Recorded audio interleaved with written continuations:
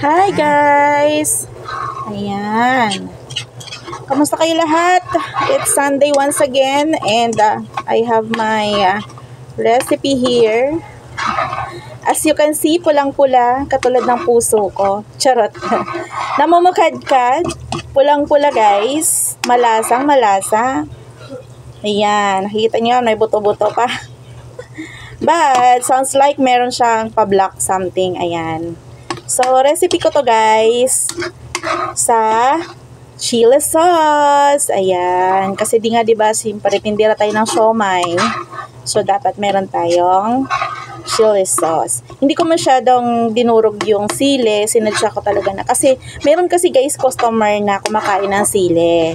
And then, kapag durog na durog kasi ang sili guys, minsan sumusobra naman ang kuha nila. So, para medyo parang patipid style yun guys, no? Syempre kapag negosyante ka, alam mo talaga kung ano ba ang, what's good for your business. Ayan. So, ito, pag tinikman nila, like let's say mag-free taste muna sila kung ano yung lasa. So, kukuha sila ng isang piraso na ganyan. Sapat na. Hindi yung sobra-sobra or kami na lang ang magbibigay sa kanila. Ayan. So, special yun guys kasi hindi siya yung ordinary na chili sauce lang, na bawang lang, sugar lang. Ayan. May sikreto po ako na nilalagay dyan para malasa talaga guys. Kahit konti lang ay masarap na. So, hindi lang siya basta may mantika, may sugar, and may something. So, meron yan guys. Mayroon yan guys, liver. Nilalagyan ko siya ng atay. So, para po masarap. Alam niyo naman po ang atay, it adds glamour to the taste, no? Sa ating mga kinakain, sa ating mga menu like, di ba, menudo, igado, ganyan, kaldereta, di ba? Nilalagyan po yan ng atay, ng liver spread or something, basta giniling, ganyan, na pampalasa. At yan, syempre, kasi mahirap mag-video kapag ikaw lang ang kumikilos. So, ayun na nakita. Hindi ko na nakita sa inyo pa paano process. Pero ito guys, ay paluto na siya. So, pinapakulong-kulong, lutong-luto ko na lang yan para hindi siya madaling masira.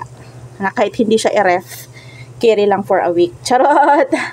Ayan, may ref naman tayo. Pero guys, kasi syempre, minsan, kapag na open close mo, or may bisa may dudukwang na lang na bastang kukuha sa ating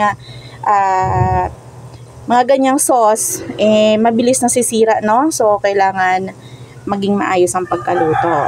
And, syempre, pagdating naman sa consumer, alam nyo naman, maraming mga bulong-bulong. So, kailangan, hindi man ganun ka-perfect, pero at least 80% is good right now. Ayan. So, assure talaga ako guys na masarap ang aking chili sauce. At hindi po yan basta-basta nasisira.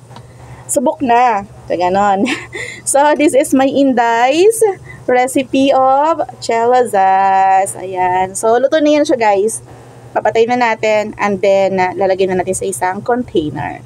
Ayan. So, that's all for today guys. God bless you all po. Have a nice weekend.